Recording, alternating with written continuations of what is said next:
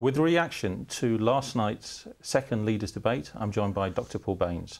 So Paul, it seems to have been a much more closely fought contest with no clear winner. What's your verdict? Well, I think it was a much closer contest. The polls, YouGov and Populous that came out straight afterwards put Clegg and Cameron within a point of each other, and a point really statistically insignificant.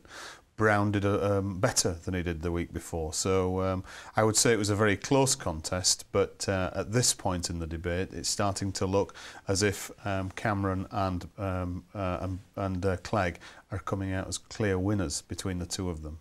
But would you say it was a better performance from David Cameron and Gordon Brown?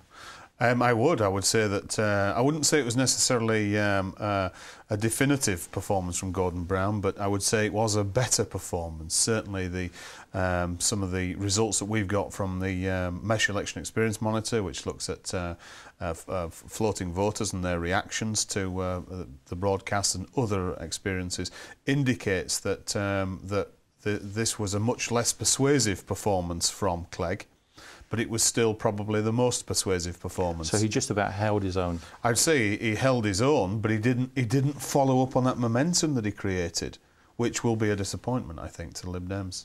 So what's your projection for next week? Are we likely to see a similar result? Next week, the thing about these debates is it's a bit like Nightmare on Elm Street. You know, the first one is much more shocking and surprising than the second one, and the third one starts to get a bit dull.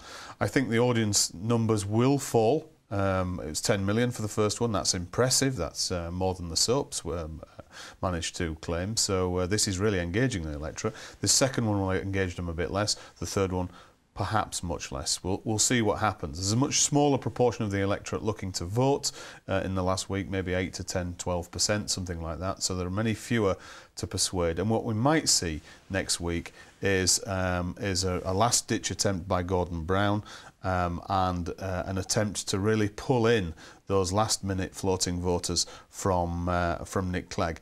Cameron, on the other hand, will want to play it safe, will not want to rock the boat.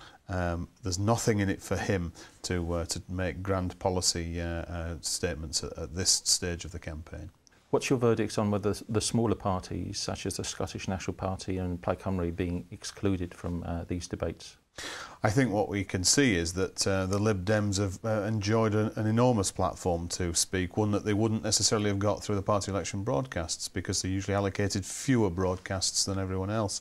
So the leaders' debate's been a profound change for them, and something that they've really taken advantage of and gained momentum from. The regional parties are both outraged that they've been left out, and probably rightly so.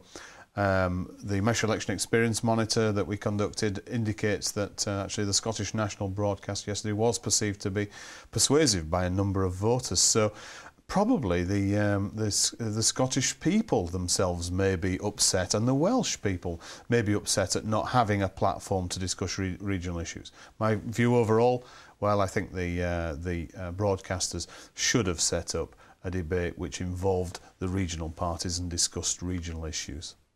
Paul, thank you very much for your time this morning. Thank you, Andrew. And Paul will be back following the final television debate next week.